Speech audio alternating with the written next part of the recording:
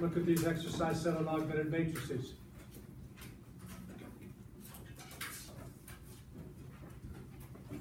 A rectangular array of real numbers is a Matrix.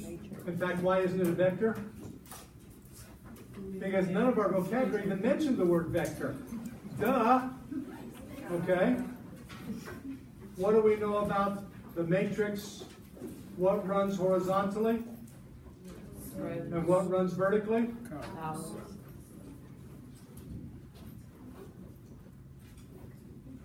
Size. The size of a matrix. Same number of rows as columns. Equal. Vocabulary term. Square matrix. I always get scared when big boxes come up. How big is this matrix? 1 by 1? 1 by 3. 1 by 3? Rows versus columns. How many rows? 3 by 1. You do 1 by 3, that's going to take that matrix and make it go this way. And although that could be possibly workable, that's not what they gave you. So size question. Another size question. 1 by 2. Principal diagonal.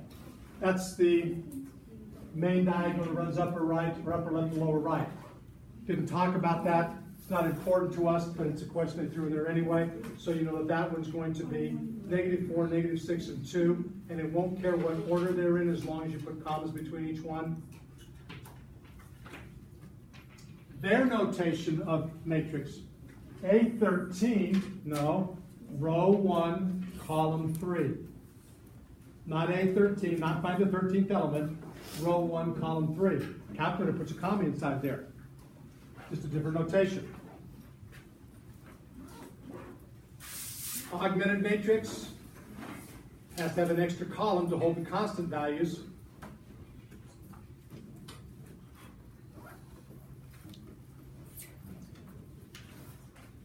Is this the correct translation of a system to an augmented matrix?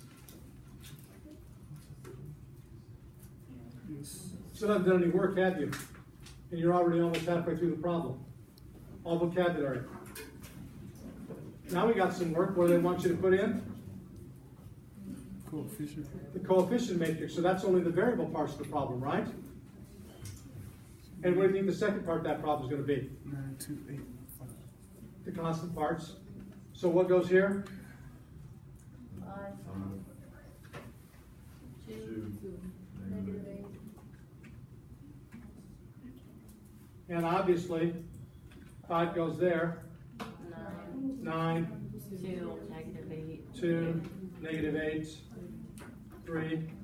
Still didn't have you do any work, did they? Just translating. If you can go one way,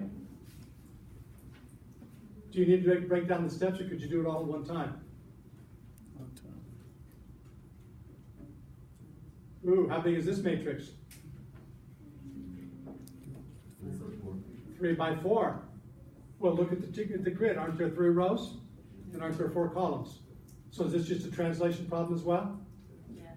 Oh, but what's different? There's no X on the third. But there's got to be a number in every cell. So what's going to go in the bottom left-hand cell? 0. 0, because it's a 0x that's sitting in there. Now, if you can go system to matrix, you should be able to go matrix back to system. So they want you to use x and y as the variables, so top row is 5x, and the bottom row would be similar to that, right? And yes, I'm going to go ahead and go on to the next one because I don't know what that is. Same thing. Look at this. Problem number 16. Over 2/3 of the way through the exercise before they give you the first solvent problem. And then there's another solvent. And then there's, oh my gosh, that looks strangely familiar. Because we did one like that, right? Yeah. So they're adding a layer of complexity to the problem, saying you got to be able to get from words to symbols. And, oh, there we go. Back to symbols again. Pretty much a walk in the park. And now we have words again. And now you're done. So how many problems were there you had to work on? 6 out of the 21? So where do they want you concentrating your efforts? Vocabulary. And being able to set up problems. Because the working with the calculator is a walk in the park. Okay, we're a little bit behind where we want to go, but we got through everything we needed to do for today. Actually wanted to do one more section, but that's something for Wednesday.